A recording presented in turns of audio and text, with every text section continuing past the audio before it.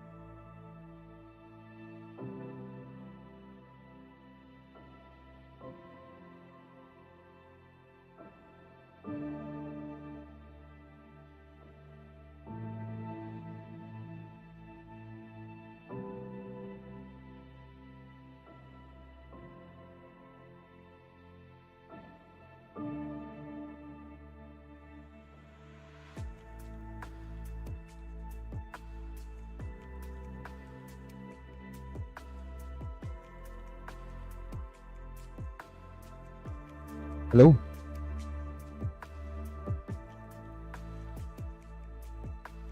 Okay, so hello everybody.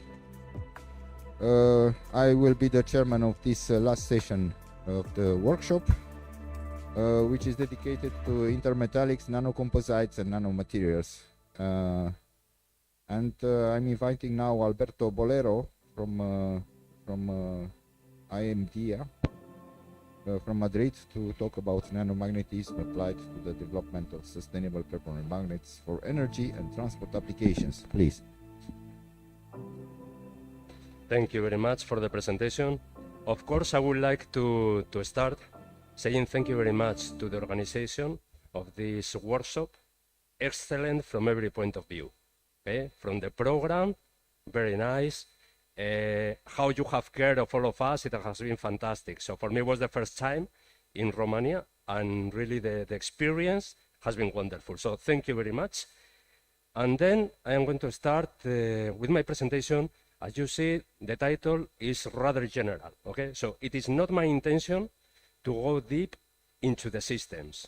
What I would like more is to provide you an overview of how is the situation, just to control the time. How is the situation in research of permanent magnets, and in particular, how to solve, so here you have the outlook, how to solve some problems that we are facing now, okay? But these problems are not coming just right now. We started to have the problems already in the past with the supply of raw materials to make the permanent magnets, which are extremely important to manage the European green transition, okay? So we have this problem. I want to provide you this idea that the key is to go with a wise diversification in the use of permanent magnets, okay? In the presentation from today, I will refer to the short-term solutions, okay? So which are the candidates that we may consider to face these technological issues that we have now and that they require an urgent solution. So I will talk in particular on strontium ferrite, improve the strontium ferrite. So what are the trials we are doing to improve strontium ferrite? And then on manganese-based alloys, I will go very briefly on manganese bismuth. Actually, today there will be a presentation also on manganese bismuth, so I'm sure you will get there a better feedback, okay, on manganese bismuth. And I will stop more on manganese aluminum carbon. Then there are also long-term alternatives, okay? So more look into the future. What are the substitutions that we could find for removal? Or, well, actually the message is that, okay? It's not going to be so easy, but maybe there is the possibility in the long future of substituting rare earth permanent magnets. And then research and innovation from the lab to the fab, something that in particular occasions may be challenging, but there is a very good opportunity to make this translation of the research. This is the historical evolution of permanent magnets. So actually something that I would like to remark is, you see, all this region here is covered exclusively for rare earth permanent magnets. So what you have here in the y-axis is the energy density. Okay, so for those of you who are not working on permanent magnets, it's the figure of merit of how powerful, if you want to understand it in such a way, is the magnet. And here it has the evolution over time, okay, over the years. So since 1983, that neodymium iron boron was discovered, we have been very much dependent on this material, okay, neodymium iron boron. Actually, it's very interesting because neodymium iron boron came up when doing the research to substitute samarium cobalt. So there was a crisis related to the cobalt supply. Prices rise up like crazy. So then people, researchers, and companies, they were searching for alternatives to substitute samarium cobalt, and then neodymium iron boron came up. So now is a very good moment to start to do research how we can substitute, at least partially, neodymium iron boron, since we have different problems. I will go very fast on them, okay? But basically you see that we are using permanent magnets all around. It's a topic that when you go out from the scientific world and you talk to the people on the street, they are very much aware on batteries, okay, and the problems related to batteries. But they are not so much aware on the problems of permanent magnets.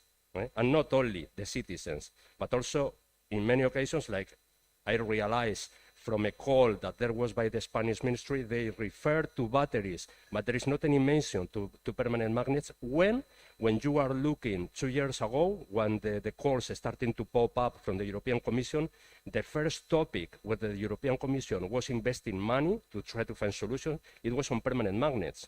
And then it was coming on batteries, okay? So that is very significant. So these are the main applications of neodymium iron boron. So you have a lot of permanent magnets in the car.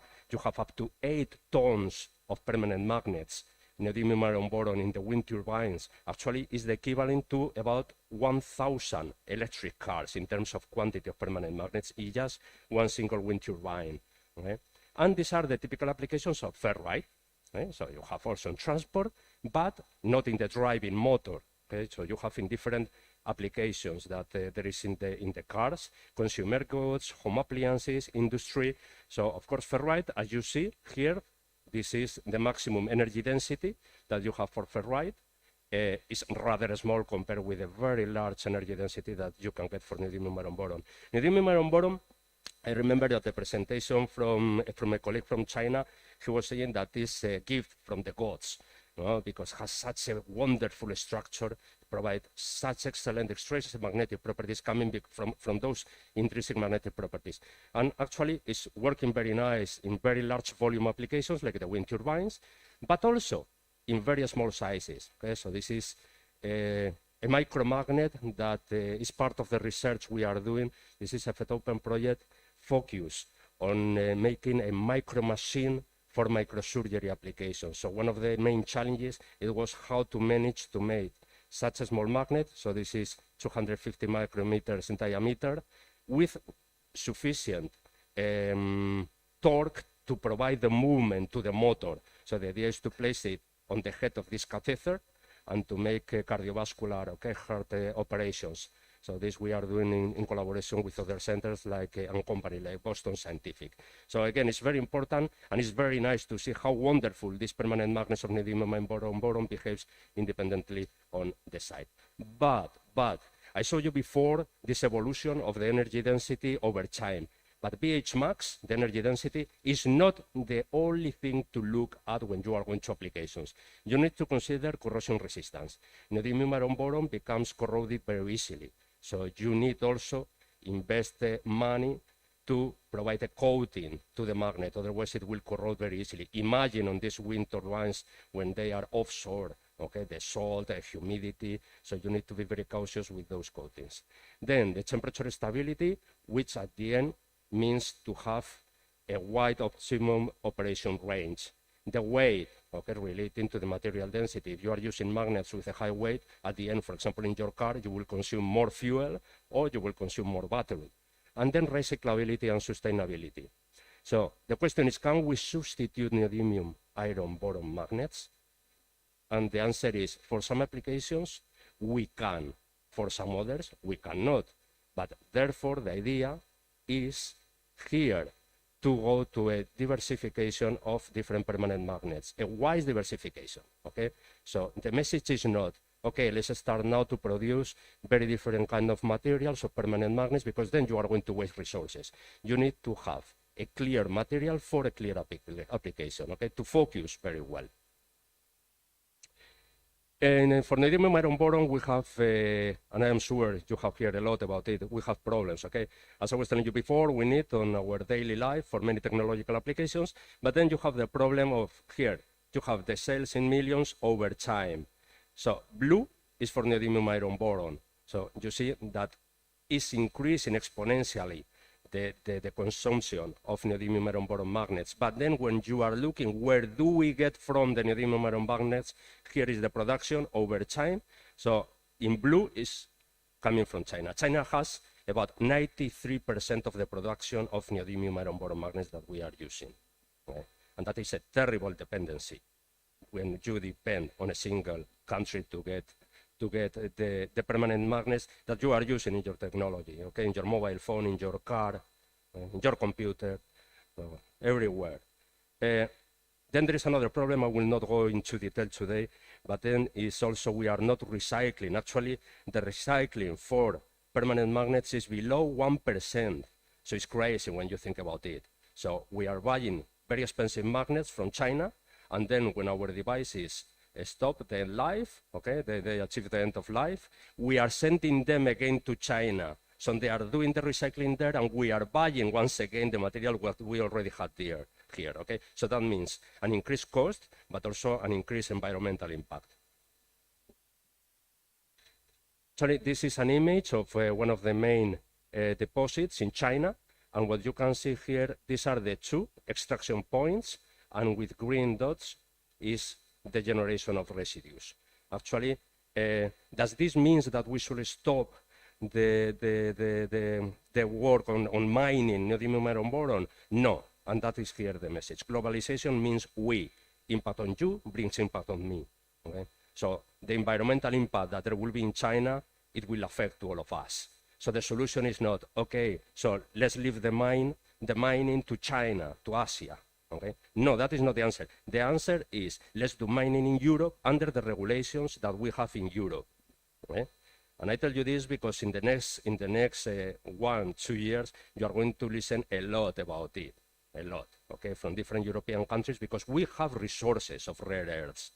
Okay? The point is that until now, we didn't start to do the mining of our resources because society always visualizes mining as something very negative with a strong impact, but it can be done in a sustainable way. Okay? What are the approaches to mitigate dependency on critical raw materials? Of course, the research of novel materials, but that is usually taking very long time, not only from the discovery, okay, because maybe tomorrow there could be the discovery of a new fantastic material to substitute neodymium iron boron, but then the implementation in industry, that is usually taking about 10 to 15 years before, for example, in a car can be substituted neodymium iron boron by a different permanent magnet material. So, of course, this we need to make an effort, but then also to look at the different structures. This is something that I always refer to the movie Back to the Future. So the idea is, why not to revisit former materials that they are known since the 70s, since the 80s, but the research was stopped because neodymium iron boron was very cheap at that time. So the funding stopped, and we were already starting our dependency on neodymium iron boron.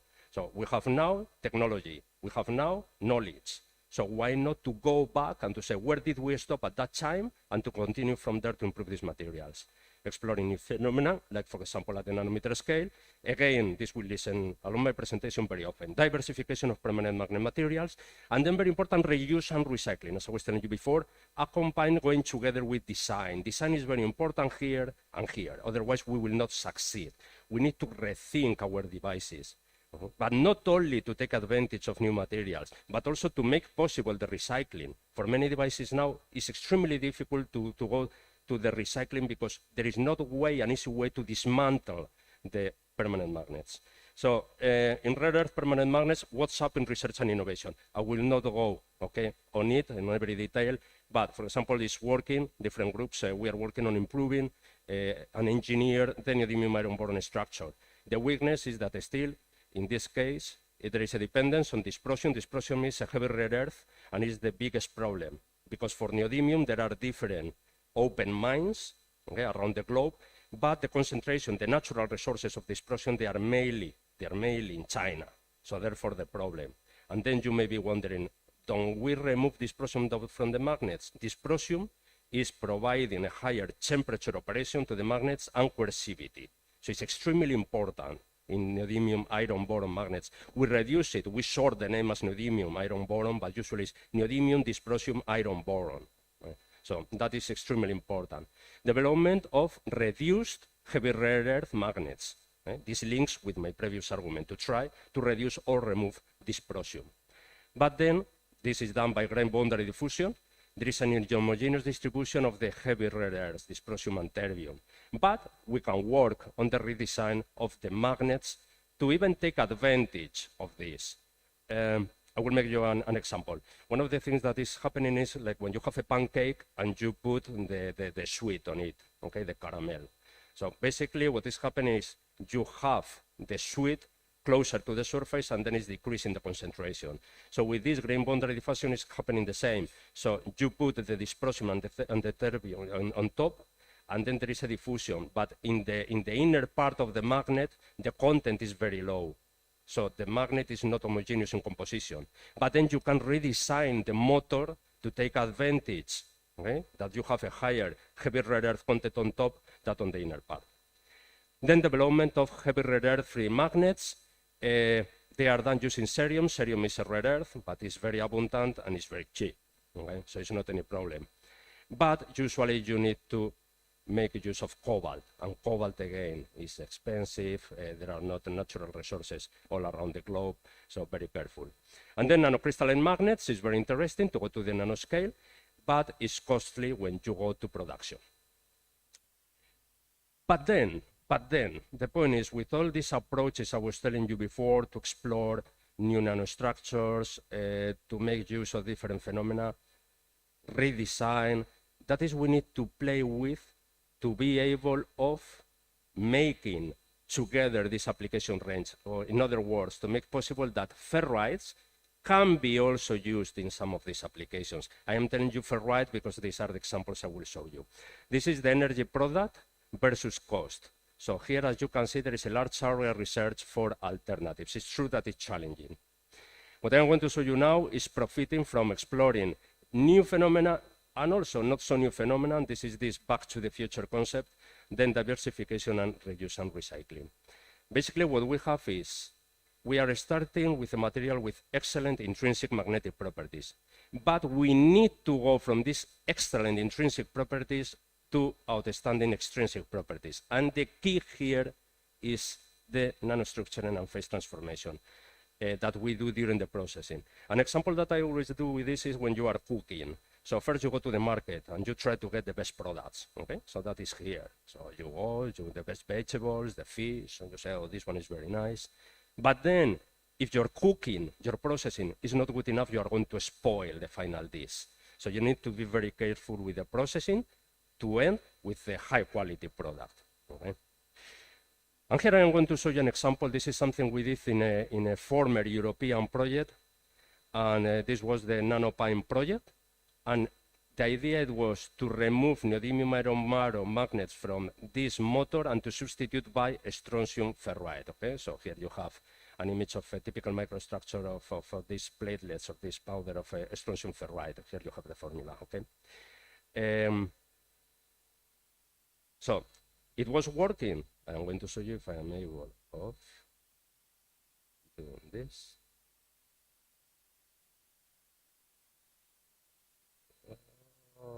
Where is the video?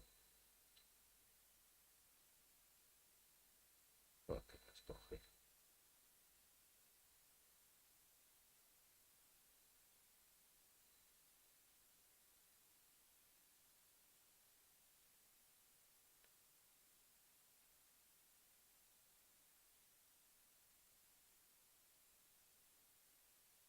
Okay, let's try to make it a bit bigger otherwise.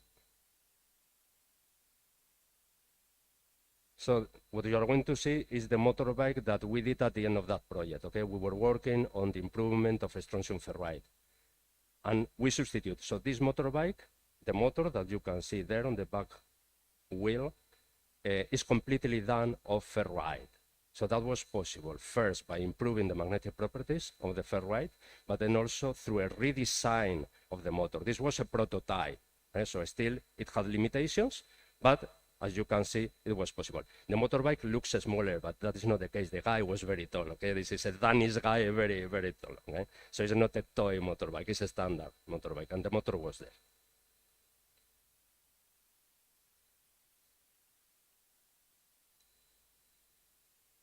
Okay, we come back to the presentation.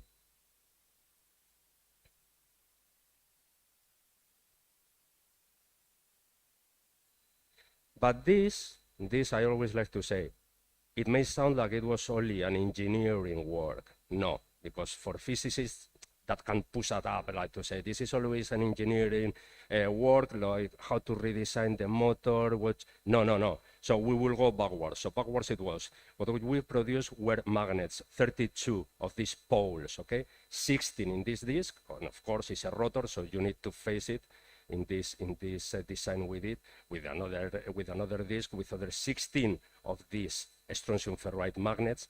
And then we need to go back because this is coming from a refinement of the microstructure and a treatment of the material. So as you see, it's not only a question of thinking how we are going to design the motor, but also it's a question of how are we going to manage to improve the starting material, the strontium ferrite, right? And here I have summarized it very much, okay? There are more effects, so we were working with grain size reduction, we were working with the microstrain, but basically what you can see is from the starting commercial ferrite powder, because this was our starting material, strontium ferrite commercial, we were processing to have a particle, as you will see here. This is the single domain size for strontium ferrite, it's about 900 nanometers. So to have single domain particles in our final ferrite. Again, we were playing also grain size, strain. But what you can see, this is the second quadrant of the hysteresis loop. This is a measurement at room temperature. This was the commercial starting ferrite. So we were using a method that we have developed at the group, and by milling for 1.5 minutes, you see that we managed already a very large increase in coercivity. This is milling and then a heat treatment at 1000 degrees, which is the typical temperature that they are using at the industry for the production of the strontium ferrite magnets. When we are milling for 3 minutes, you see that we keep increasing coercivity, okay, which is related to these effects I was telling you before. So as you can see, with a very short processing time, we were able of improving already the strontium ferrite. These are the X-ray diffraction patterns for the commercial starting material, mill for 1.5 minutes and mill for 3 minutes. So you see, they have exactly the same intensity peaks. All the intensity peaks without any sign, they correspond to strontium ferrite, and the ones with these red triangles, they correspond to alpha iron 203, which is a precursor that is used in the production of the strontium ferrite. Okay, so it's typical that there is this remaining material. So coming back again to this graph, as I was telling you in the very beginning, we are exploring short-term solutions to try to substitute neodymium iron boron. In particular, manganese aluminum carbon and manganese bismuth, with caution. I will tell you why, and it's mainly because bismuth is also considered a critical material, and then the improved ferrites, which we have seen before. So on manganese bismuth, again, there will be a presentation, so I will be careful with the time. It has a very high theoretical VH max, large magnetocrystalline anisotropy, the Curie temperature is high, and then it has this unusual property, okay, positive temperature coefficient of the coercivity. That means that the coercivity is increasing with temperature. This is the phase diagram. So what we are searching is the low temperature phase, manganese bismuth. This is the work that in the group was mainly carried out by the Dr. Cristina Navío and Melek Villanueva, and it was focused on thin films. So basically, it was able of controlling by the substrate temperature and a post-annealing temperature, the growth and the morphology, the microstructure and the magnetic properties of manganese bismuth. This is an example how critical is the substrate temperature. We place here the sample, this is the substrate, and here is this darker spot is the manganese bismuth film. So there was a tilt, actually it was an accident in this experiment. It was an accident, there was a small tilt, so the temperature was changing from one half of the sample to the another one. So you see the morphology is changing so much. We managed to grow in this sort of hexagonal shape. So you can see here the coercivity at 300 Kelvin is 16 kilohertz for the manganese bismuth. And when you are increasing the measuring temperature, you see that you can achieve coercivities very high, exceeding the 19 kilohertz. This is a very recent work we submitted like 10 days ago. So we were able of doing these micro islands. When we were looking at the EFM, you realize that they have this crater lake shape. So this is the stripe magnetic domain structure. And it's very interesting because we were able of studying the dependency of thickness, okay, of the magnetic domain configuration. As I was telling you before, it was submitted like 10 days ago. But now, manganese aluminum. Manganese aluminum is something that we are going, not from thin film, but we are going to bulk magnets. Okay? So again, a very high pH max, low density, so that can end in high performance like magnet, high Curie temperature, comparable to the one of neodymium iron boron. Availability of element constituents is very, very wide and good machinability. The ferromagnetic phase, there is only one ferromagnetic phase, and this is this tau phase. This tau phase is a L10 phase. Right? So it's very easy for you when you are working on this material to say, do we have the ferromagnetic phase? So you go to your VSM, to your squid, you measure there, you get the ferromagnetic hysteresis behavior, so you are able of calculating what is the content that you have there. So we are working with gas atomized particles. This is something we started in a project with Höganäs in Sweden. And basically the production is very similar how the lead salts are produced. Okay, so you have the melt, then you have a cold finger, and then there is some free space for the particles to go from this melting state to solidified state. So at the end what you have are these spherical-like particles. Okay? So this is the manganese aluminum carbon. You get the epsilon phase, so still you do not have the ferromagnetic phase, the permanent magnet phase. You need to go through an annealing to synthesize the tau phase. But the problem is that usually the coercivity is very low. So one of the issues was how to develop coercivity. Here you have the X-ray diffraction pattern from the starting material, and then after annealing, so you see you have the tau phase, and then there are some minor phases like beta phase and some carbides. So as I was telling you before, one of the keys is how to develop coercivity. Again, this is the second quadrant of the hysteresis loop. This is the starting material, the gas atomized epsilon phase that we have annealed to get the tau phase, otherwise we will not have this magnetic response. We did the flash milling from 30 to 240 seconds. So after 30 seconds, you see we begin to start coercivity, 60 seconds, 90 seconds, 120, and we keep increasing. So you see that we are able of increasing coercivity with a very good value of remanence. Again, starting milled for different times. So what you see here is that we are creating the beta phase. The beta phase is not ferromagnetic, but it's very good because it's acting as spinning centers. So at the end, what we get is a very beneficial effect to increase the coercivity.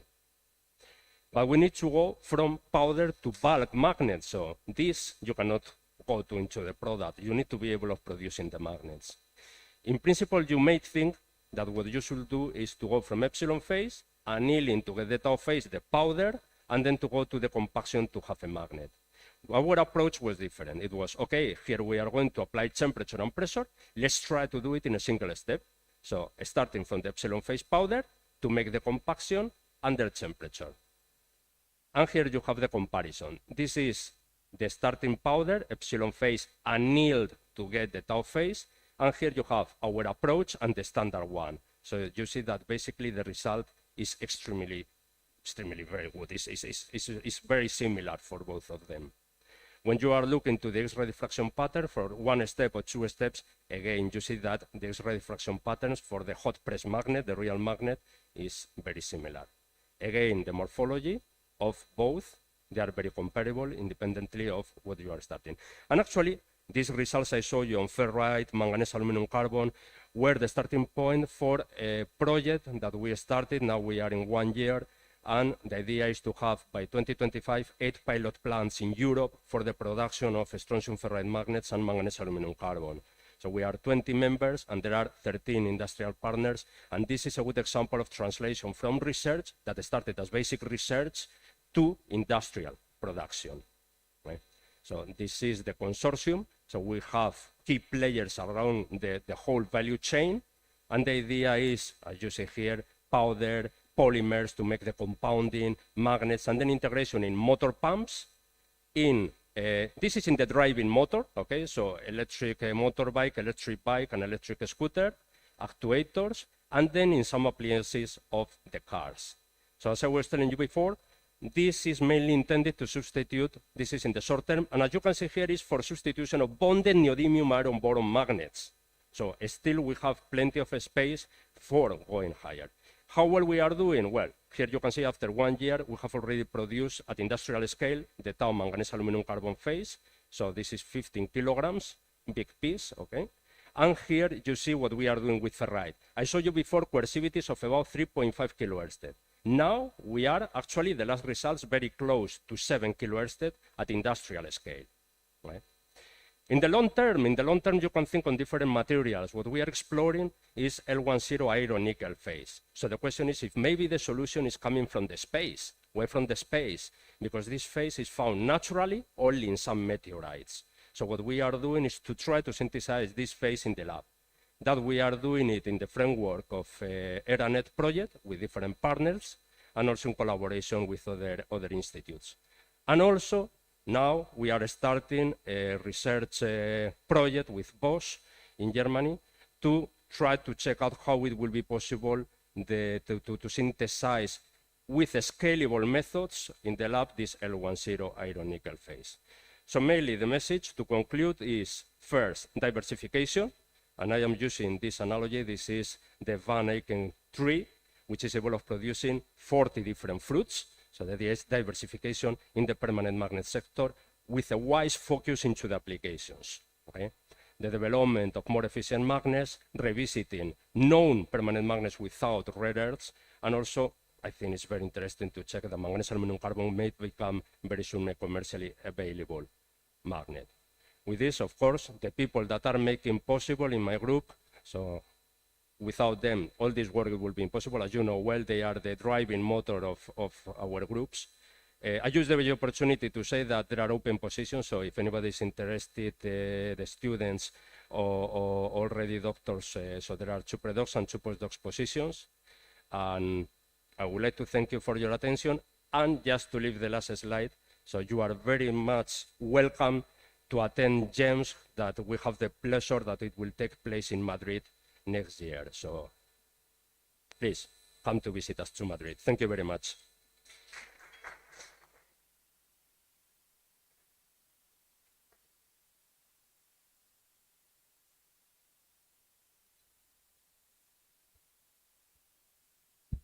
Thank you very much.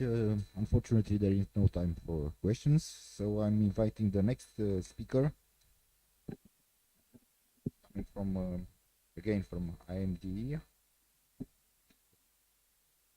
Esther Palmero, about developing rare earth free hybrid permanent magnets from the synthesis, customized composites to additive manufacturing. Please.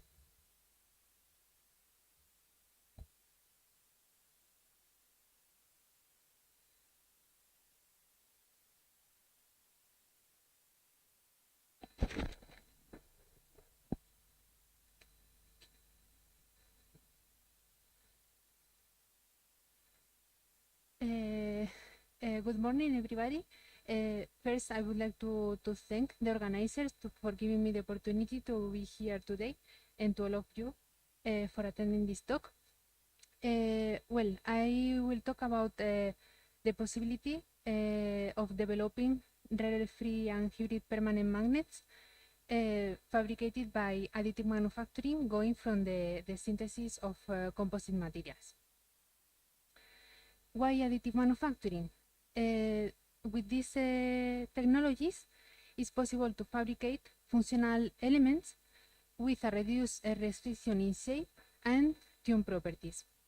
Also, it's possible to fabricate the devices according to the efficiency instead of according to the components that we have available in the market. And as well, it's also possible to do a faster and cheaper fabrication, and reducing this fabrication cost and the material waste. As you can see here, these technologies has many different applications in high technological sectors such as energy, transport, aerospace, or medicine, for example. Here you can see the different technologies that are they are called the different families of additive manufacturing technologies, and the results that I'm going to show you, they have been obtained by using this the technology that is called fused filament fabrication, which is in the material extrusion family. In this case, what we do is to deposit the material layer by layer until we fabricate the full 3D object.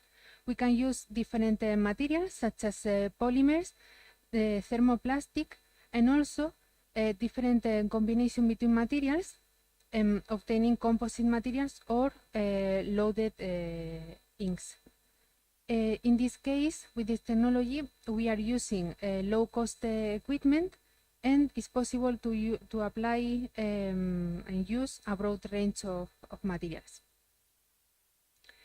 As I said, we are developing composites, permanent magnet materials made of the combination of permanent magnet particles with different type of polymers. As we are using the fused filament fabrication, we need this composite to be in a filament shape. And why we are using this technology? Because we can fabricate three-dimensional objects with tuned properties and using a reduced and controlled temperature that avoids the deterioration of the permanent magnet properties of our material. The results that I'm going to show you, they were obtained in the frame of different projects with these two companies. In this case, this is the company IMA, which is located in Barcelona, in Spain. And with them, we have been working with these different materials, strontium ferrite, neodymium iron boron, and the combination between these two, leading to hybrids materials. And with Hoganas, the Swedish company, we have been working with the manganese aluminum carbon alloy. I'm going to start with the results obtained together with IMA. In this case, we have been using composite materials obtained by mechanical compounding. In this case, we have the polymer and the permanent magnet particles, and by a thermomechanical process, we obtain these composite materials that you can see here.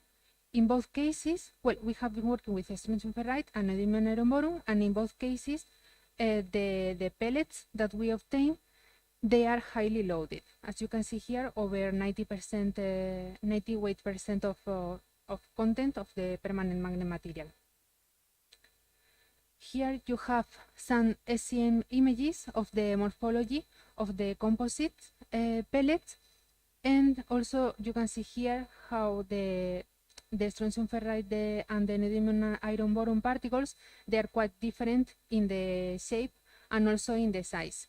The size of neodymium iron boron particles is like 10 times larger than the strontium ferrite, and this plays a key role in the extrusion of the filament and in the magnetic properties that we obtain at the end, as you will see.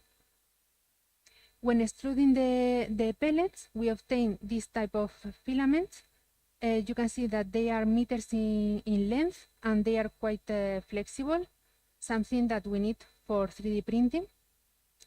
And in this case, as I told you, the particle size plays a key role in the shape of this filament, and also in the surface of the filament, because if the particle size is quite large, you can see that we obtain this higher roughness of the filament. Also, we have the possibility to combine different permanent magnet materials. As you can see here, this is a combination of strontium ferrite particles, the tiny ones, together with neodymium iron boron, these larger ones, to obtain intermediate permanent magnet properties. As you can see here, this hysteresis loop, well, this is the second quadrant of the hysteresis loop. In this case, this line in the middle is corresponds to the hybrid material which has intermediate properties among the strontium ferrite here and the neodymium iron boron based material. If we extrude these different pellets, we see that if we have particles with a small particle size or a medium mean particle size, the magnetic properties of the resulting filament match those of the starting permanent magnet pellets. However, in the case of the neodymium iron boron ones, as the particle size is quite big, along the extrusion process, some of the particles are getting stuck into the extruder, so they are not going out to the filament. So we are losing this magnetization, as you can see here. So the particle size is playing a very important role. Now I want to show you the results that we have obtained using the manganese aluminum carbon alloys together with Joanna's.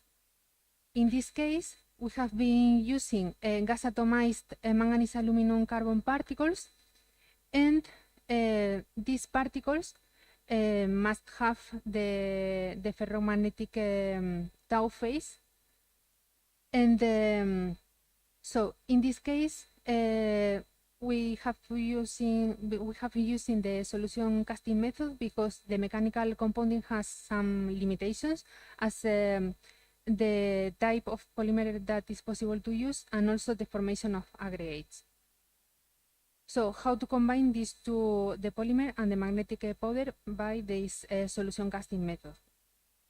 It's a process that has several steps, and in this case we have some advantages, as we can obtain homogeneous composites. We can tune the amount of magnetic particles that we have in the composite, and it's possible to use this method for a broad combination of metallic, ceramic, and magnetic particles, as we have shown for many different applications.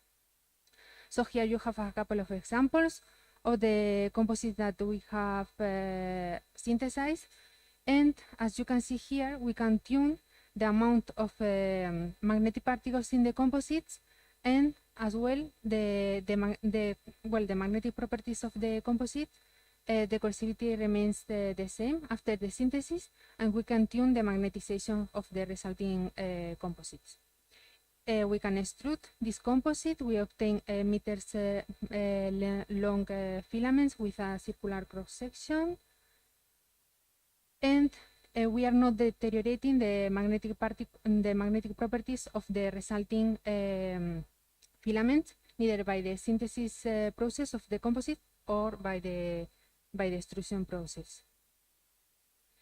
Now the point is how to increase the filling factor of the magnetic filament to obtain optimized permanent magnet properties of the 3D printed magnet. Our approach was to increase this content by combining particles of different sizes, as you can see here.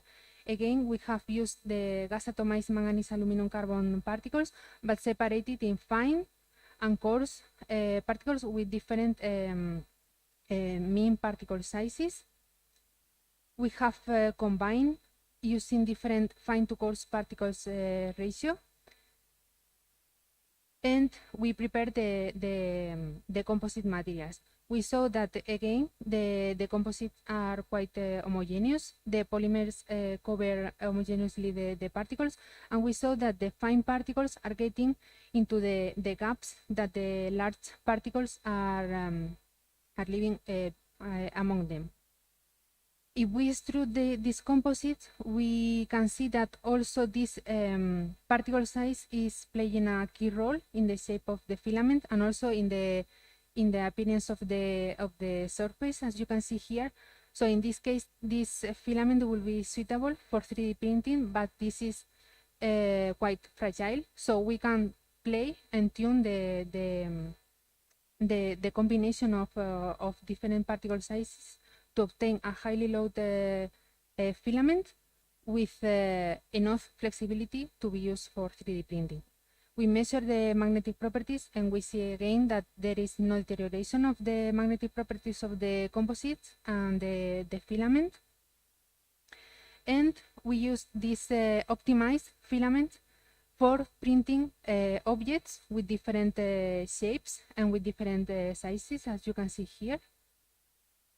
And we measure as well to know if they are functional.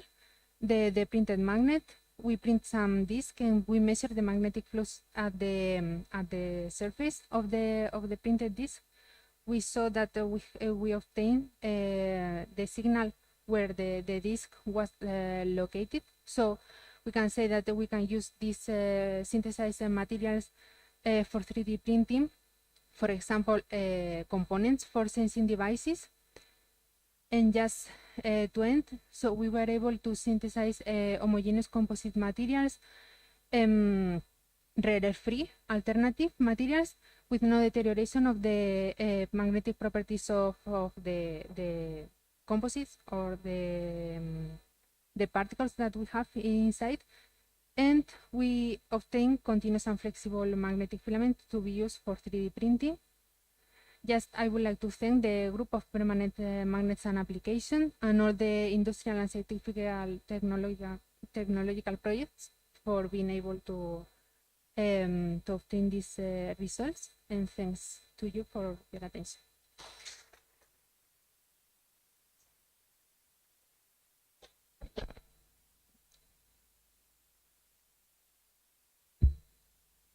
Okay, thank you very much. And there is time for one short question. Okay.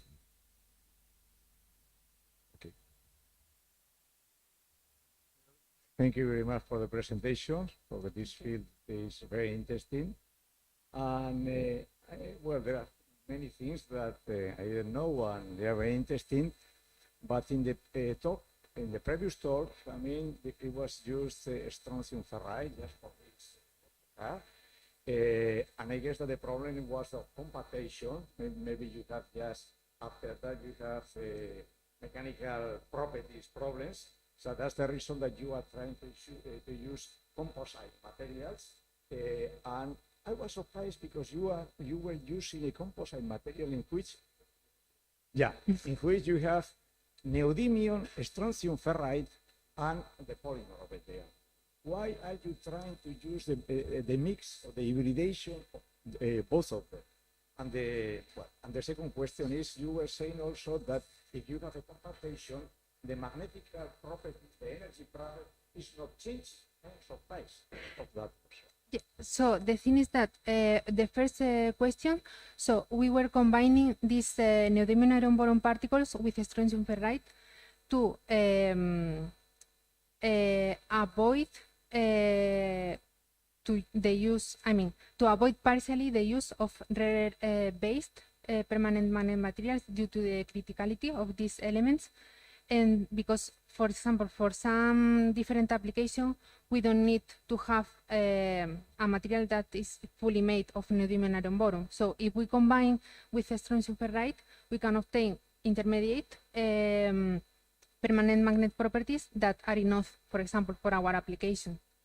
And about the compaction, so in this case, so we are obtaining, it's not a real compaction like you do in a press.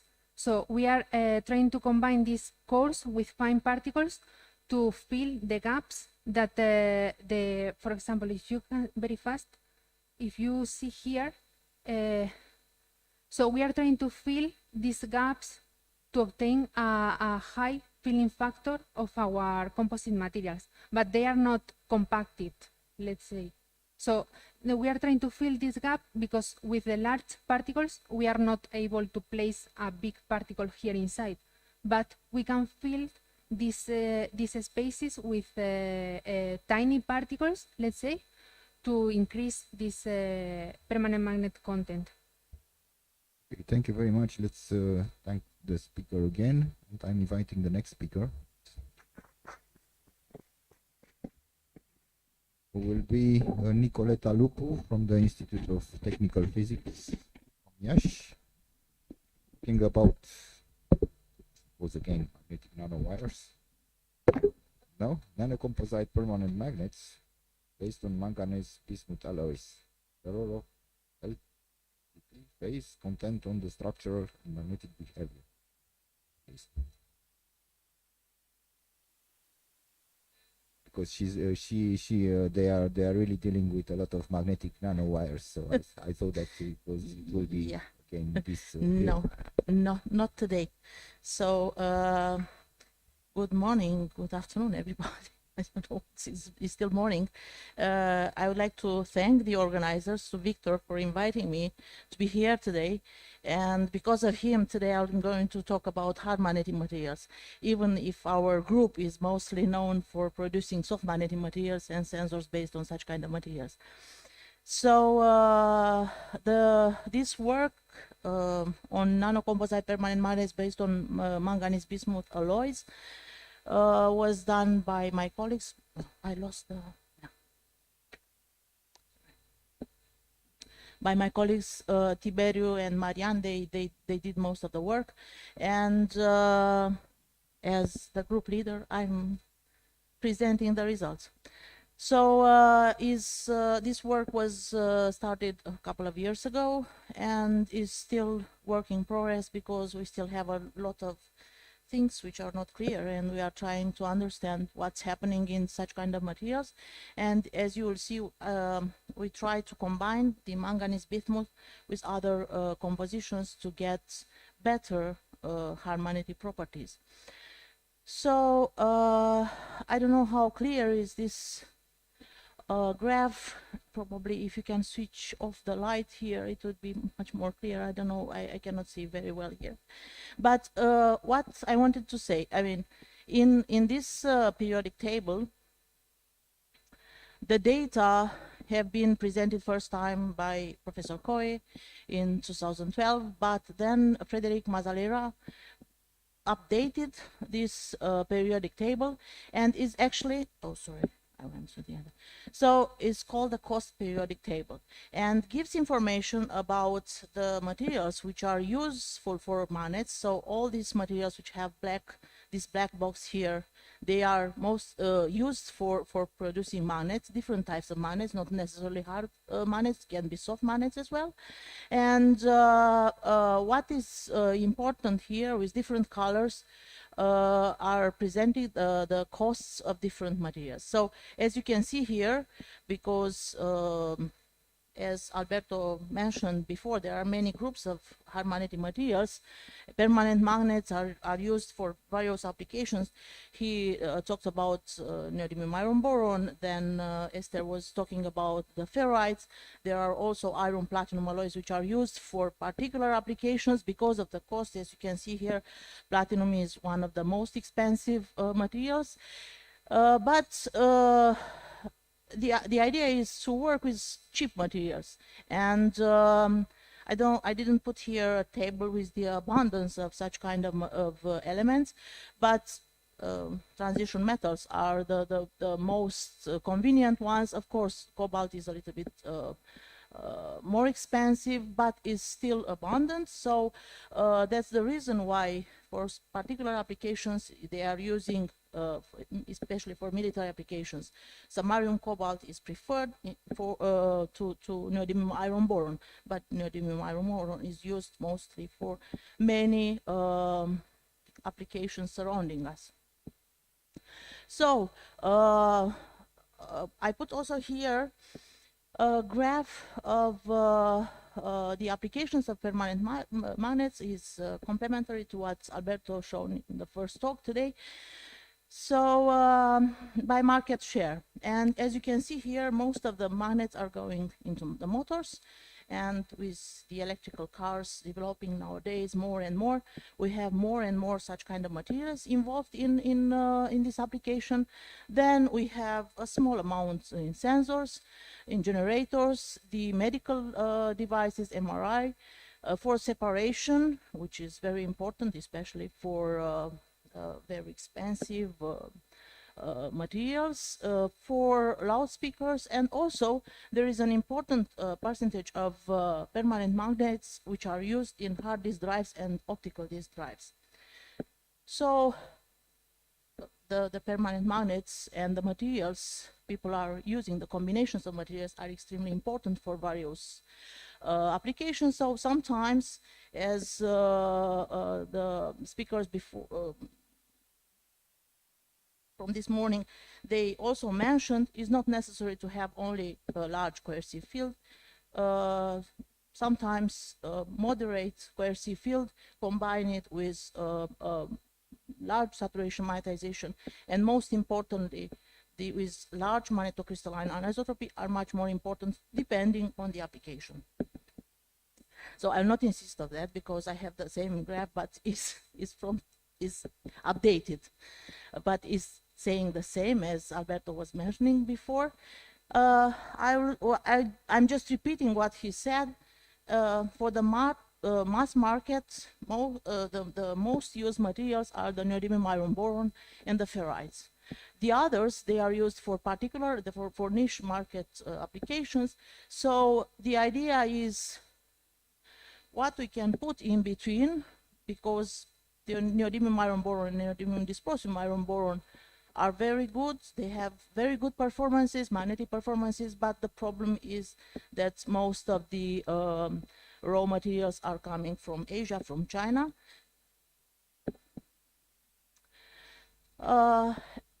As I said, there is a huge variety of hard magnetic materials which are working well at room temperature, and they are used for various applications. And just to mention a few, the neodymium iron boron, which has large Curie temperature, is easy enough for most of the applications. It has also a very good maximum energy product. Then the dysprosium is more or less is decreasing a little bit the properties, but is helpful because it's is this magnetocrystalline anisotropy, which is much more stronger. Then we have the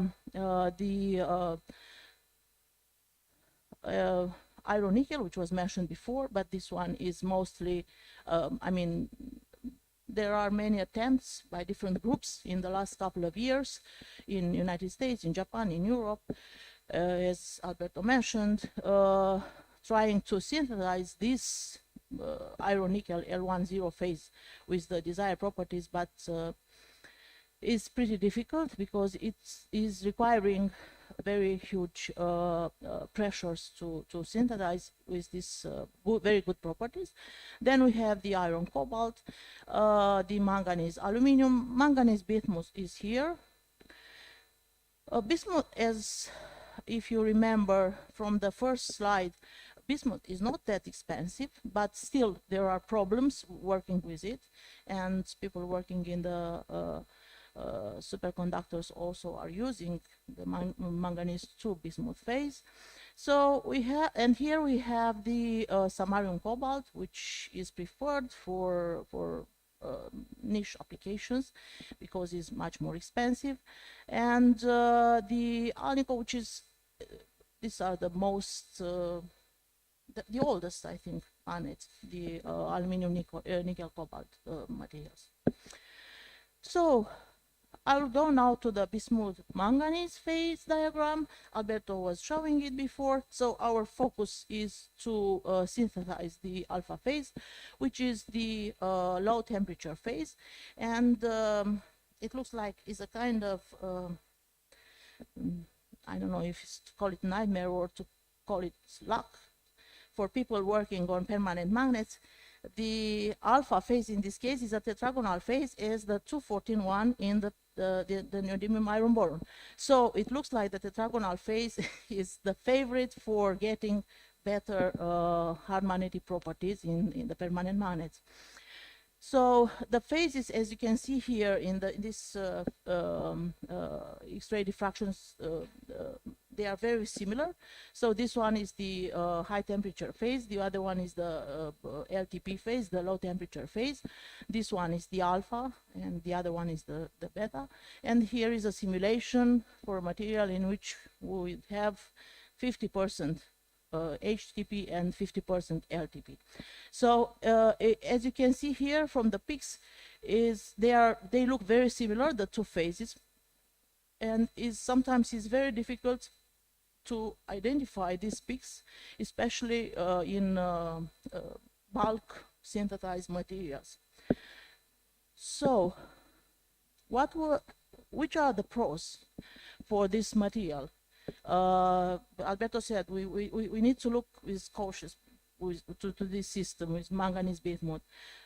It has indeed this phase, the LTP or alpha manganese bismuth phase, has a high magnetocrystalline anisotropy and a remarkable positive temperature coefficient of coercivity, which is much better than the 214-1 neodymium iron boron.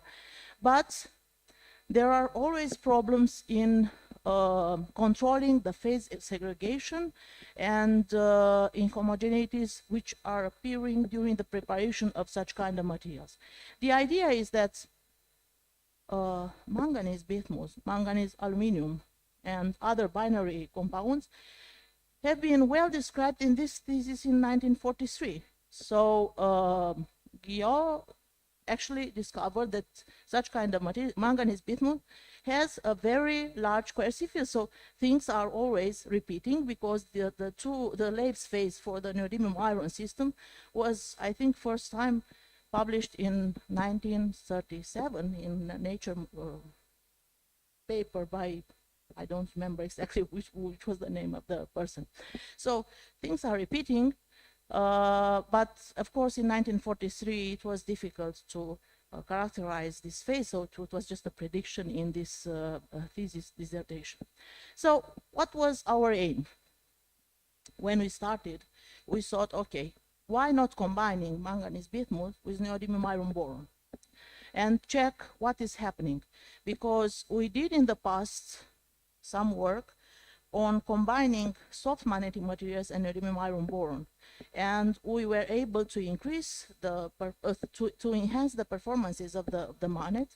So we thought, okay, let's try with manganese bismuth and the neodymium iron boron to see how they are working together.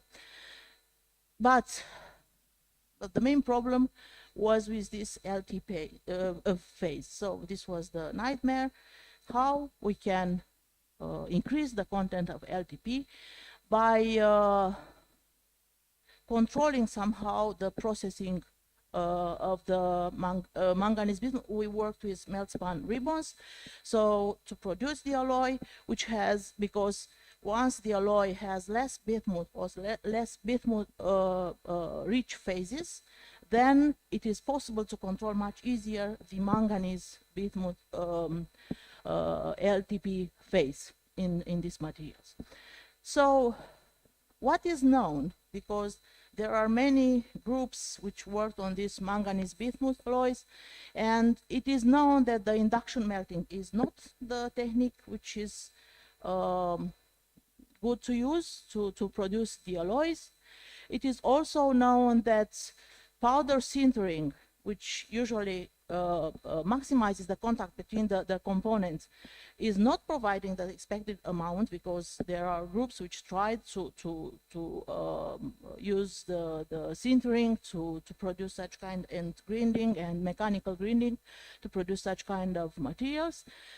We also know that arc melting followed by proper thermal treatments results in an increased amount of unalloyed bismuth, which is detrimental to the magnetic properties of the system and to the formation of the LTP phase. We know also that when we are exposing these materials at temperatures over 355, we'll have a transition, a very sharp transition from LTP phase to HTP phase. So we want to avoid such kind because of the melting, local melting and diffusion. And we also know these materials are very oxygen reactive, and we can change the composition very easily when producing the material during the preparation process. So we started first by producing the alloy by induction melting, then producing the ribbons produced by rapid solidification. And we noticed that actually the LTP phase we could get in the materials was around between 60 and 70% of the total weight of the samples. So we are thinking how we can get rid of the bismuth excess from these materials, and we propose a preparation method consisting of two steps. In the first step, we are getting rid of the bismuth excess, and in the second phase we are removing the manganese excess. So after that, of course, we applied, because most of the materials, manganese most of the materials studied in the manganese binary system are subjected to post annealing after preparation, and we did the same. So we treated the materials, but at a temperature, as I said, if we are going over 355, then we are destroying the composition, and we stayed within this range of temperatures. The annealing time was varying between 1 hour, here is wrong, 1 hour and 25 hours. And in this case, we were able to obtain material with 99% LTP phase in it. So, which is the system we used? We used the complex system of a number of quartz tubes, and the idea was to melt the alloy in this area, the manganese bismuth, and then the bismuth rich phase will go down within this tube. So we'll have here only the manganese rich phase, and by controlling the temperature, the melting temperature here, we were able to produce, as we can see here, the manganese bismuth LTP phase. Okay, this one is in the alloy in this region, so in the bismuth rich manganese bismuth material. So compared with the as quenched alloy, which does as cast alloy, which does not have such, we couldn't see the presence of this phase. In this case, we were able to see it, but is a smaller amount, as you can see in the next slides. For the manganese rich bismuth phase, we were able to see it much more clear. So in the ribbons, this is the alloy, the molten alloy, melted actually, because it's solid in the solid state. For the melt-span ribbons, we notice also the formation of an amorphous manganese bismuth phase within this area. I forgot to say that we worked only with 50-50 material, so we didn't use excess of manganese or bismuth. So after treating the manganese ribbons, we were able to keep this LTP phase. We cannot see here very clearly, is very small. My colleagues did the calculations, and they noticed that is still an important LTP phase in the heat-treated materials. These are different samples because we wanted to check if the process is reproducible, and there are different samples, and as you can see here, the X-ray diffraction patterns looks very similar. So here you can see comparing the ribbons treated at 290 Celsius degrees compared with the ribbons without treated but without separating the bismuth, so just melting the alloy as it is without using that system, complex system of quartz tubes.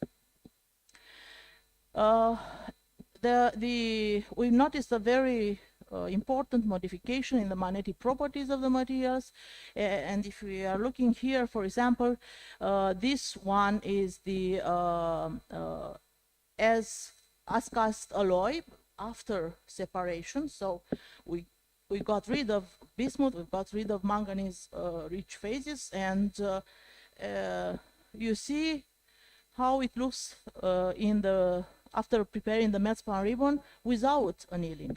So after annealing, we actually modified the direction of the magnetocrystalline isotropy from in plane, as in most of the melt-span ribbons materials, to out of plane. And you can see the variation, the modification of the hysteresis curves. For as you can see here, the process is reproducible, and we wanted to see, because as you can see here, we cannot saturate the samples at 2 Tesla, so we worked at 9 Tesla and is almost saturated. The magnetic properties we've got for this set of ribbons, the saturation is around 70 amperes square meters per kilogram, and the coercive field is somewhere between 360 and 390 kiloamps per meter. Of course, there are a number of errors from the measurements. So if we are comparing this data with the literature data, this paper is a very good one on such kind of manganese binary systems. Is treating all types of manganese binary systems: manganese aluminum, manganese carbon, manganese bismuth, and so on. So if you are looking here, you can see a huge variety of values for the coercive field, for the remanence, or for the saturation magnetization. So this, it depends on the shape of the material annealed and also on the composition. So if we are looking at the 50-50, as in our case, but these are powders, we can see very similar values for these materials compared with ours. These are powders produced by mechanical milling.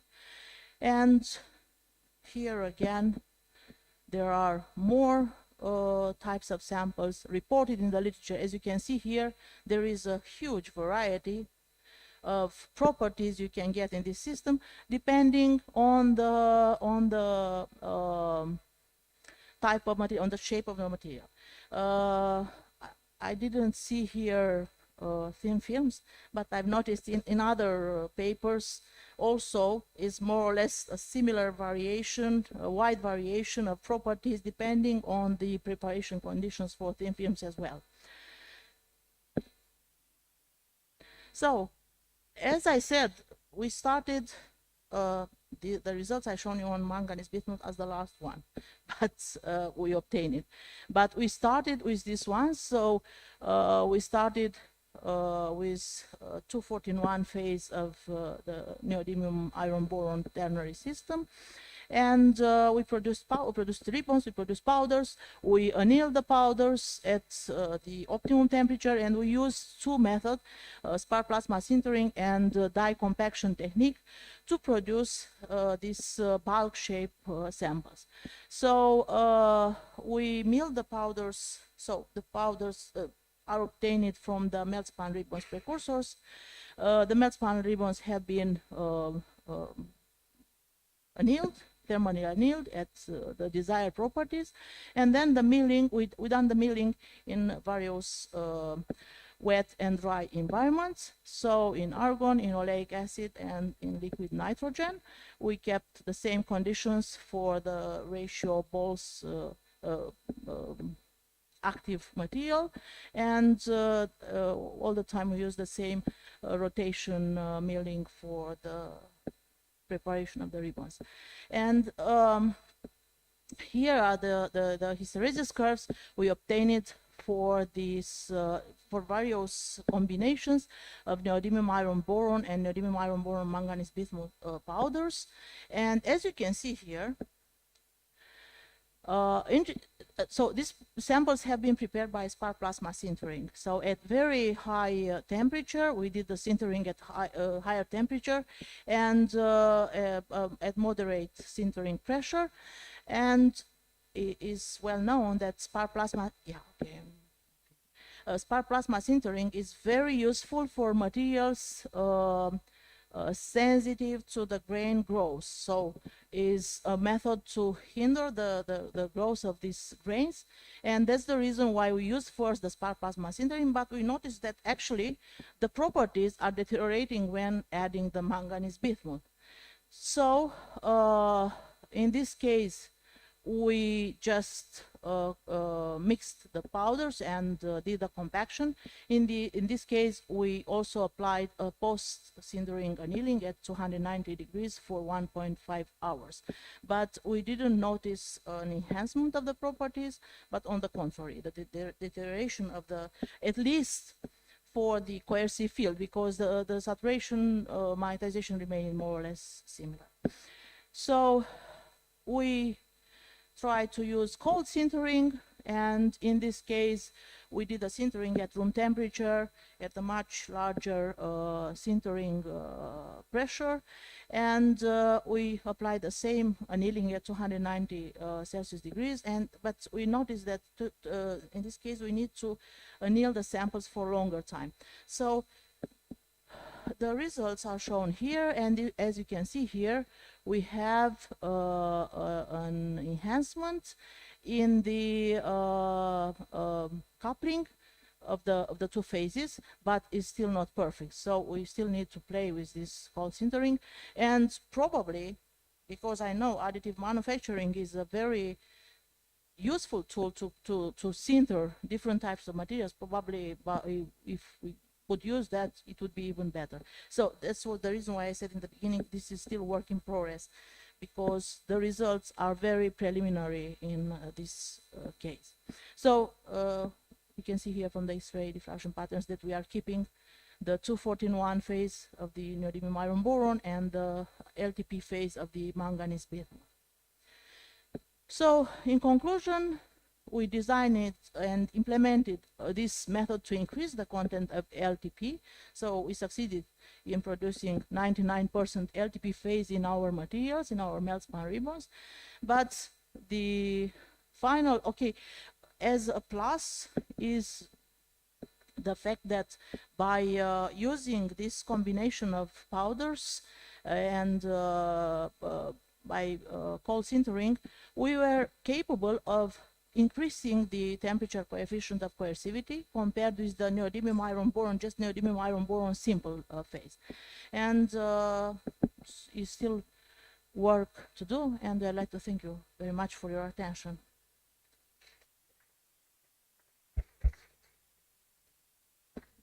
So, okay, thank you, Nicoleta, for your talk. There is enough time for one or two questions, please.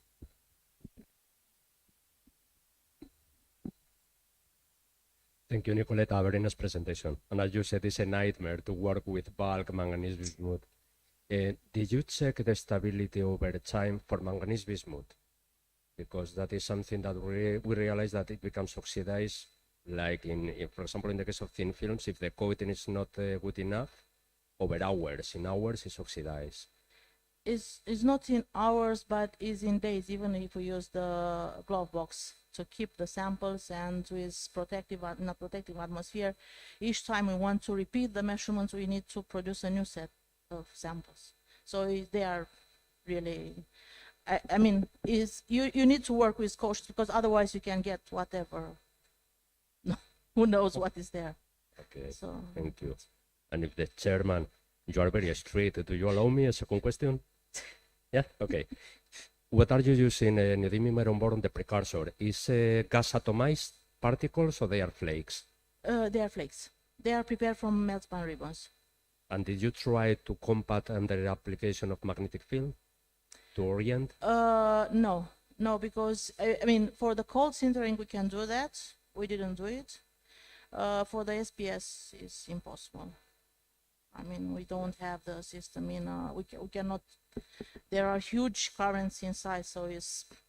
But you could try with. We can try with the cold sintering. Yeah, with the cold sintering, yes. We didn't do it. We did it in the past for other compositions, not for the 249. I mean, for neodymium iron boron plus gallium plus other compositions. We did it in the past, and it was much better because we aligned the grains. But we didn't try for this one. It would be interesting to see, because also manganese bismuth might change. Okay, thank you in very the much. field. Thank you very much. And okay, so thank Nicoleta again.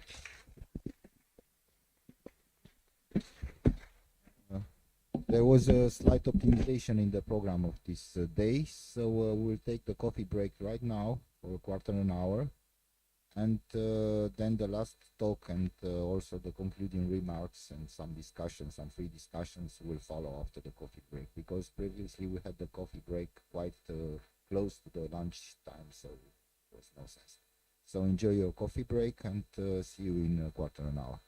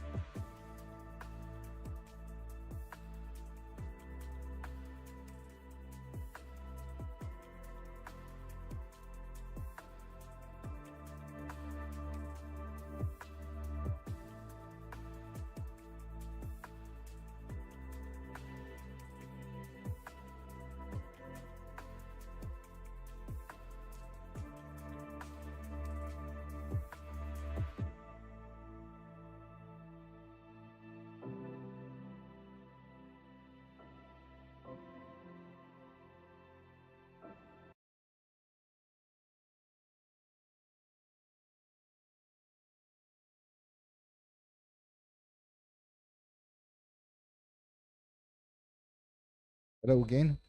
The next speaker will be Ovidiu Crișan from our institute, talking about additive induced phase stabilization in rare earth-free nanocomposite magnets. Please. Thank you. So we're keeping the same line as the previous talks. So we discussed about some rare earth free nanocomposite magnets. In my case, it was about manganese aluminum, and the manganese aluminum has some. This is the overview of my talk. I will discuss about why we have to choose rare earth free magnets.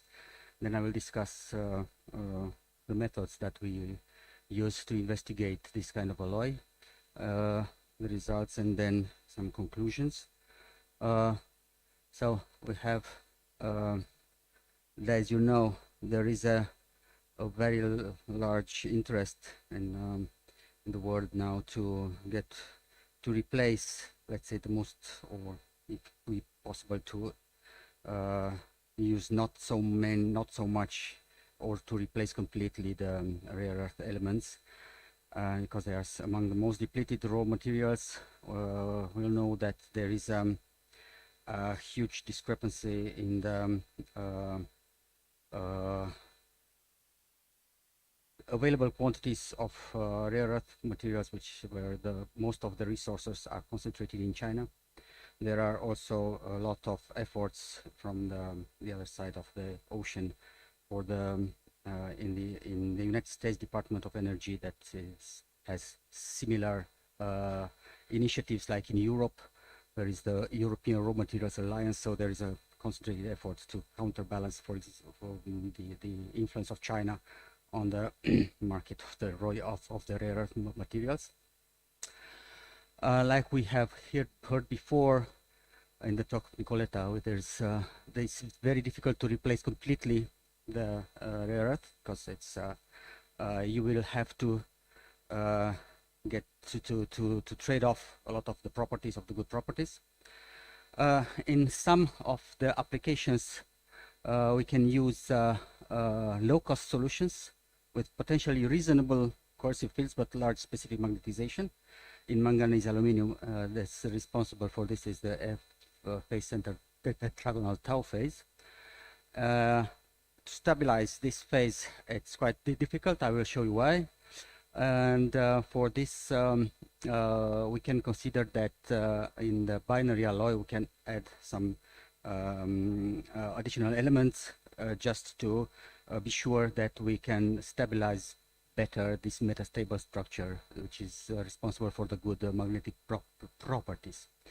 This is one of the applications that we work on in a project with some company.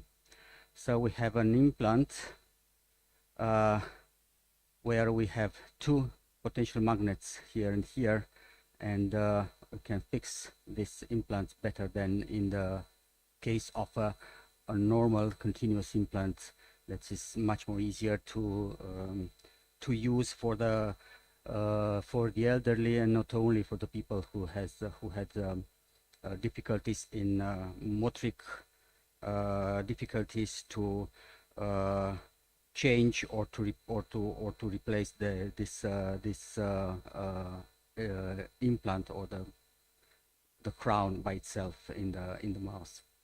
So this is one of the project that we have that we are working on, and for this we think that we can use this kind of low-cost solution for the magnets.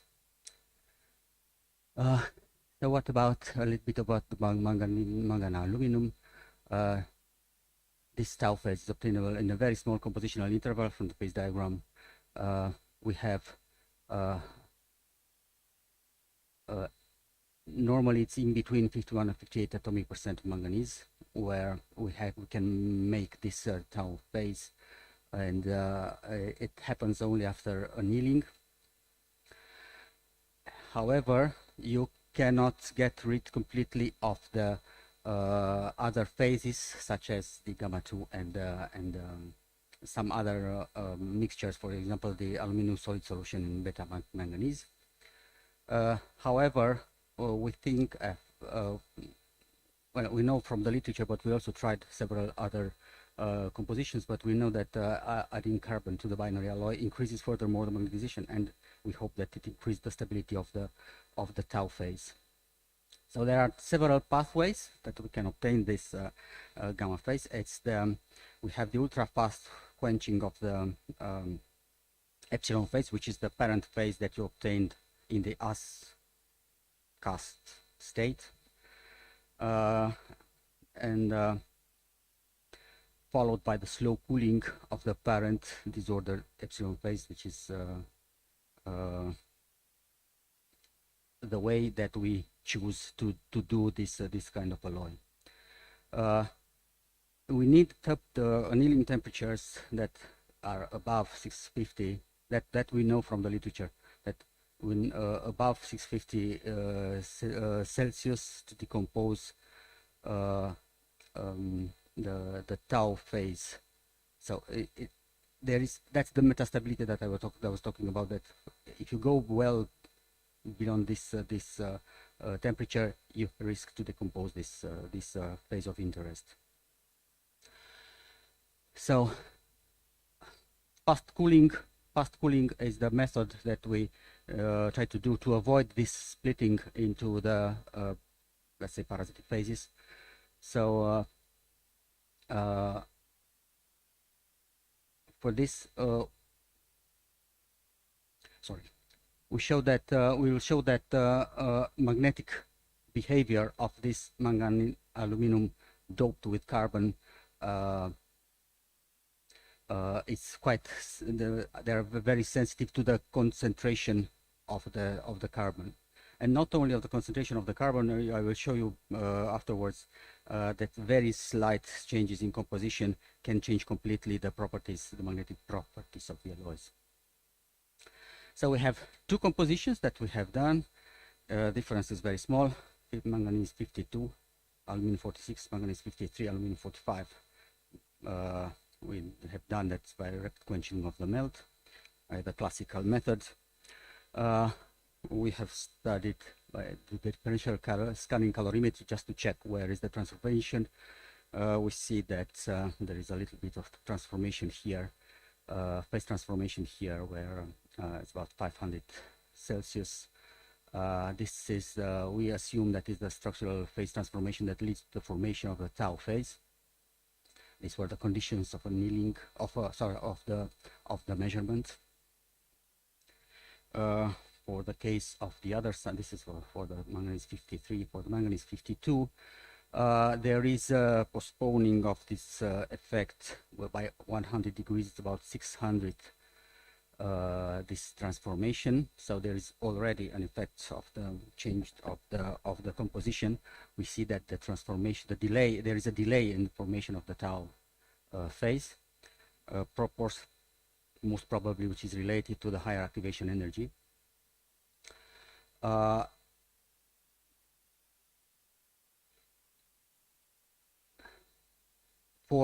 To get more results about the epsilon to tau structural transformation, the activation energy can be calculated from the several thermograms recorded at different heating rates, and we have calculated this, and we see that there is a large difference. So you need more activation energy to transform the composition, to activate the transformation, for example, with lower or a little bit lower concentration of manganese. So this happened in the cast samples to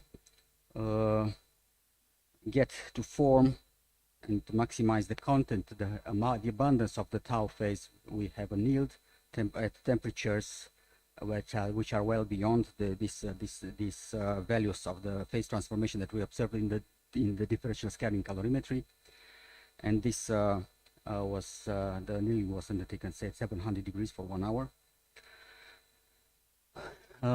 So this is how it looks, the X-ray diffraction results. This is the bottom graph is the cast, and the top one is the annealed sample.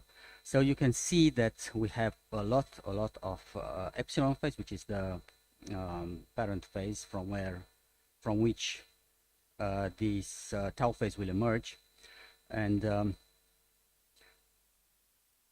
you have also a little bit of signal here from the beta on the gamma 2 phases, which are unwanted, but again there is a very small percentage in it. And we see after annealing that almost all of the epsilon phase has disappeared, and instead of it we have the tau phase, and with a little bit of remaining gamma 2 and beta. By fitting with a full profile analysis using, I think we use MODE software, and we calculate all the lattice parameters, and we are able to derive from the full profile analysis, we derive also the relative abundance of the tau phase, which is 88% in the annealed sample. The other two phases, rhombohedral gamma 2 and cubic beta, it's only 12%. This happened in the manganese 53 sample, and in the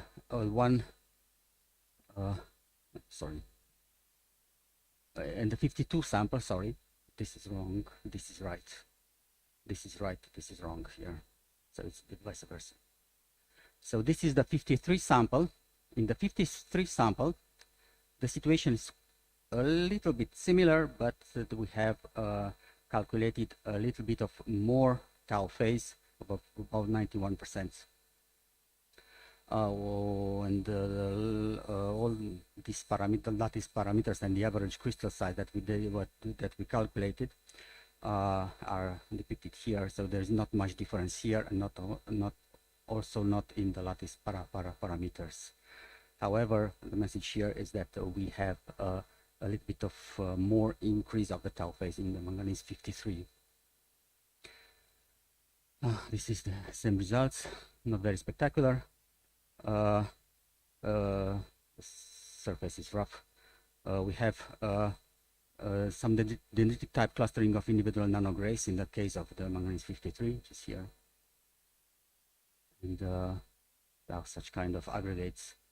And we have grain size distributions which is bimodal. We have two maxima. We calculated this by averaging over the calculations of many other many grains that we have measured, and there is these aggregates are 4 and 8 microns for respectively for the both alloys.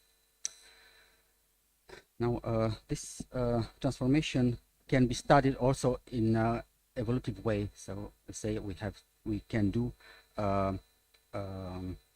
XRD studies in function of the temperature. So what we do, we go to the synchrotron and we make analysis with increasing temperature for the sample. So we increase, for instance, the temperature from 200 to 600 degrees Celsius, and we take X-ray diffractogram.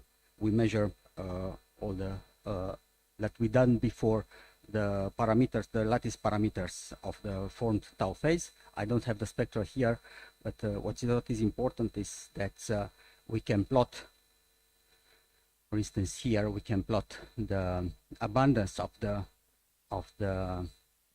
formed tau phase, and we can see that we started the measurement at 200 degrees, and up to 300 degrees there is no tau phase formed. Then it starts to form easily, and then something about 425, 430, the tau phase becomes abundant, and eventually at about 550 it stabilizes to the value that we have found also in the annealed sample before.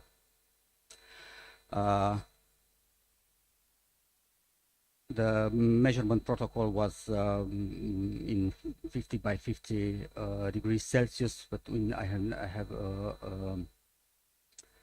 I don't remember, but I think we had a stop at about 5 to 10 minutes at every temperature step, just to in order to stabilize the temperature on the surface of the sample before taking the measurement. So, here in this graph is the crystallite size of the manganese 52 versus the temperature. And what is very interesting to see here is that there is no grain growth with the temperature, which is interesting. You would expect that if you increase the heating temperature, you would grow the grains, but actually it's not happening. Actually, it fluctuates, and there is a maximum at about 400 something, where is the, let's say, the switch here in between the behavior dominated by the tau phase and the behavior dominated from dominated by the epsilon phase even before. So here is the maximum of the, let's say, grain size, and then it starts to decrease even a little bit, but not very much, because the distance here, the size here is quite small. But what the message here is that there is no drastic increase of the grain size in this case.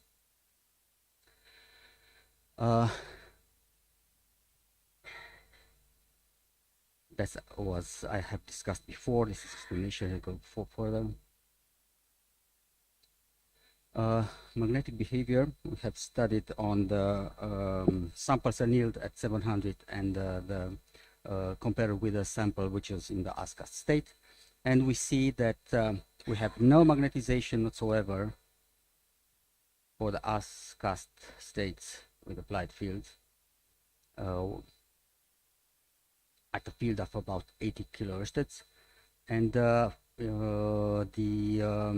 annealed state shows very nice magnetization increase, which is typical for a magnet with let's say not so high but significant saturation magnetization. We had to about 160 ml per gram, and there was a very steady approach to saturation, but it doesn't become saturated anyway. This is the hysteresis loops for the samples manganese 53. We have, as we expected, we had no hysteresis for the as-cast sample, and while for the annealed samples we have a little bit of increase of the coercivity, so we have some magnetic energy we can store here for this kind of material, even if it's not optimized, which is, it's very promising that we have found these values of coercivity for our let's say tiny application that we have searched for.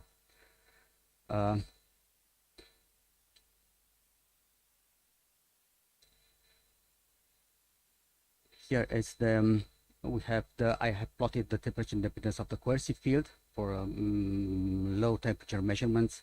So we identify that there is a sharp decrease of the coercivity from the maximum about 800 Hertz, and this is measured at 2 Kelvin, and then down to the about 150 for the measurement at 75 Kelvin, which is here. And this kind of behavior, we think that there are first one, the high values of coercivity associated to the ferromagnetic state, and the second one is associated perhaps to anti-ferromagnetic state of manganese. That's most probably induced by the preferential antiparallel orientation of the manganese in this in the structure. And for to confirm this assumption, we have done zero field cooled measurement, which looks like this. So we have identified, so the measurement protocol is classic, so sample cooled from 300 down to 2 Kelvin, and then we record the magnetic movement, and the second run the sample brought back to 300, apply a small field of 100 Ørsted, and cool again to 2 Kelvin. We have a maximum here, which is corresponds to the transition at about 75 Kelvin, and then there is a steady regime of the magnetization, which is called the blocking regime. And here, well, it's a small kink that we don't know what it is. We assume that maybe this be reorientation transition. And this is sometimes observed in magnetic alloys that exhibit this kind of transition, ferromagnet to antiferromagnet.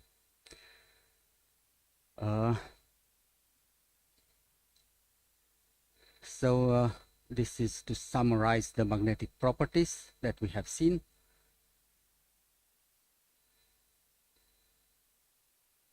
What I wanted to say about this blocking regime, which is dictated by the alignment of several magnetic nanograins that have sufficient magnetic anisotropy energy to overcome the thermal barrier. And this is something that we encounter very often in nanogranular alloys, heterogranular alloys, where we have magnetic nanograins of different sizes that become super paramagnetic, but gradually.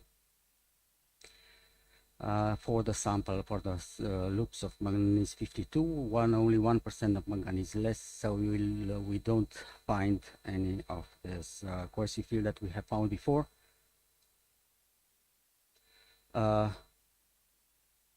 Magnetization, we don't notice that the magnetization does not saturate even at the highest applied field. And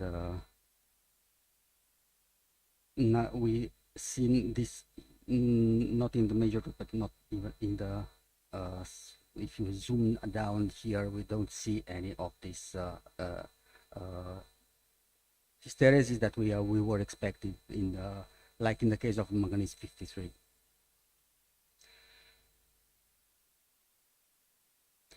So in conclusion, I have told you about this two manganese aluminum carbon alloys, where a very small difference in the composition change completely the properties of the material, and we have done the annealing to refine the microstructure to promote the growth of the tau phase, and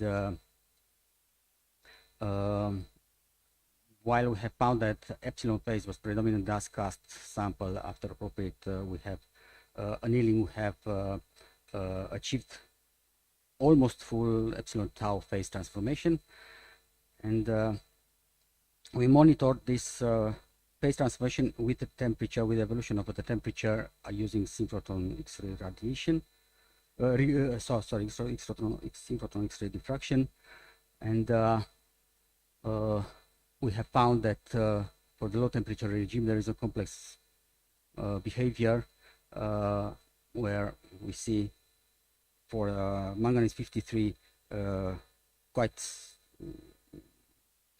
significant hysteresis loops, while in the manganese 52 we have seen no such hysteresis. So it wasn't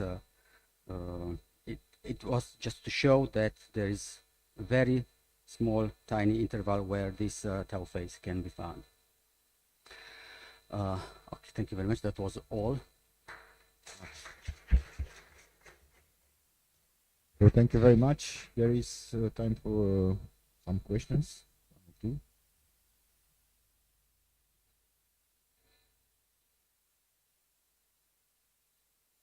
Okay, since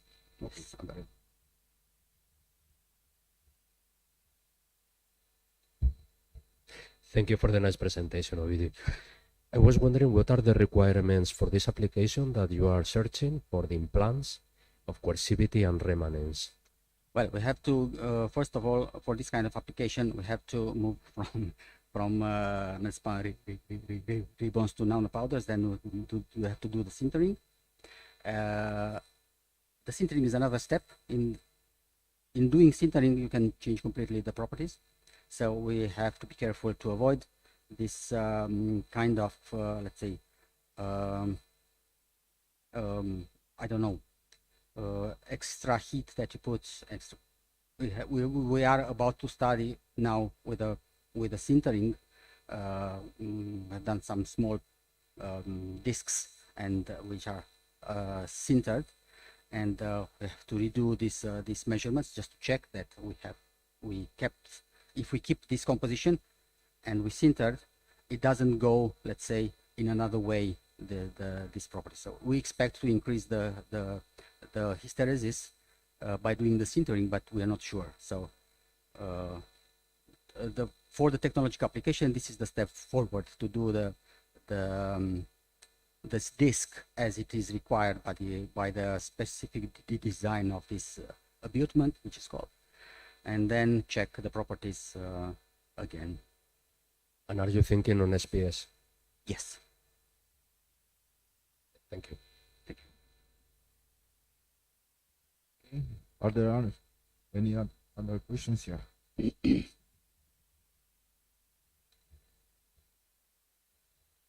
I have a question to this spin orientation transition. Is this data measured by squid? Yes. And it appears at 50 Kelvin? Yes. Okay, you need to check again because there is a well-known signal in the squid from air at this 50 Kelvin, but it's a tricky business there. But one can easily check.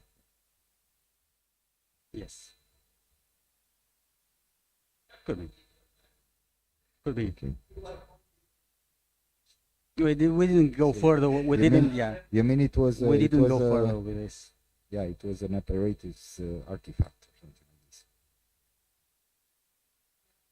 Just a comment, it could happen to be something like this, but that in that case you can see on similar samples, for example, metallic powders and so on. So usually you have a set of sample and from different, let's say, users, and nothing has happened for all these users, but only on one or two samples.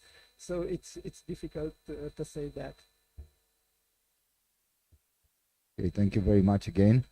Thank you. And yeah, so let's say the scientific part of this workshop is now closed. I don't know how we'll proceed for the following. I would suspect that I will pass the microphone to our chief organizer, colleague Victor Fischer, and then we'll have a few words from the general director. Exactly, just to say a few words, and then I'll pass the microphone to the general director. So I have explained the reasoning of this workshop at the beginning. Now, just some short conclusions. Of course, I will speak about weakness and opportunities that I felt. I mean, it's my opinion. So weakness, maybe somebody ask, okay, the fields and thematics are very spread.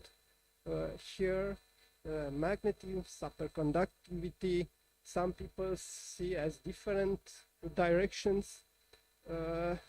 Okay, that could be a problem. In any case, I explain why we choose to do in this way. And related to these things, let's say, let's think if we'll share in magnetism, and in other case in superconductivity, I can tell you that there are a lot of subdirection in magnetism. And that means that maybe we share on spintronics or on electronic phenomena, or ending up with application of magnetism. I mean, already magnetism, it's a very spread field. That's a point. That means doesn't matter if we have 20 direction in magnetism and a few direction in superconductivity, we can see all of that. Secondly, there are a lot of similarities, and I will put that at opportunities. There are a lot of similarities between magnetism and superconductivity. For example, we can think to the analogy in the relaxation mechanism in nanoparticles and look to the dynamics of the vortex in superconductor. There are a lot of similar things. The real phenomena are not exactly the mathematical description could be shared through similar equation. I mean to the relaxation. So it will give rise the problem to think exactly and to understand better the specificities of this one.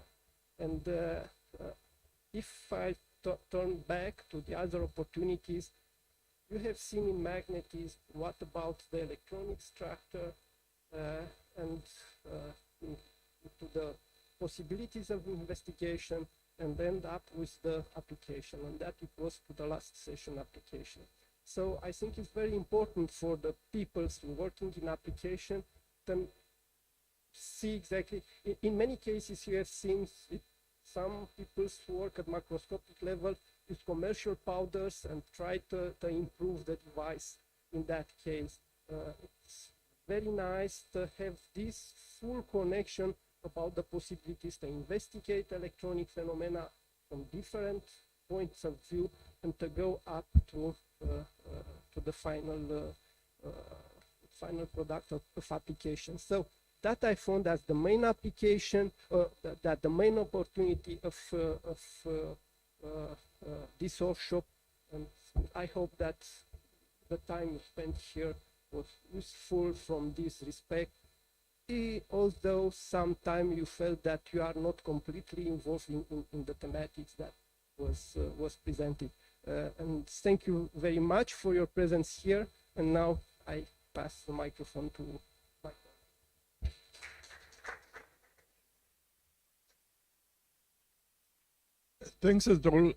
Thanks for your presence here. It's wonderful after these years of let's say confinement and staying at home to be together in the same room, to feel each other, to meet each other, to smile and to be happy together. And this is a first win for this workshop. I think meeting and mixing. Then it's a win that we have a certain subject and everybody addressed it, and it's an interesting subject and everybody learned something from the colleagues, and this is also one of the key aspects to any workshop, and it's excellent to do this. I think the third win should be the development of common projects, and I think everybody should go home and look through the notes and look through the presentations of the colleagues, and I think this would be the best way to finish this workshop, with the idea that we should collaborate, because working in this field, it's something which needs a lot of collaboration. It's a field, as Victor said, it's a complex field. It's a field which can be approached from different directions, with different infrastructure, with different expertise, and working together, I think, can give to all of us a lot of opportunities. And this was the main goal of the workshop, and I'm really hope that this goal will be achieved. Thank you again for your presence. Thank you for your time and for your patience, and I hope you had a good time.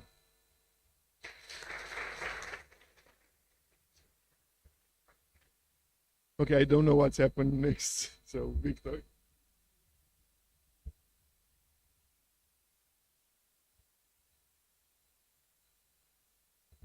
Well, first of all, I would like to thank to the organizers, because I mean they have done a very well way, and at the same time I think that the scope of the conference was very good. I mean, I have learned quite a lot in here. I think it's very important, and it will give me just the possibility of collaborations. And also, I would like particularly to thank to Christina. I don't remember the surname. Yes, the person that was helping us just to be here, and I will ask just to give just a clap for her. Just,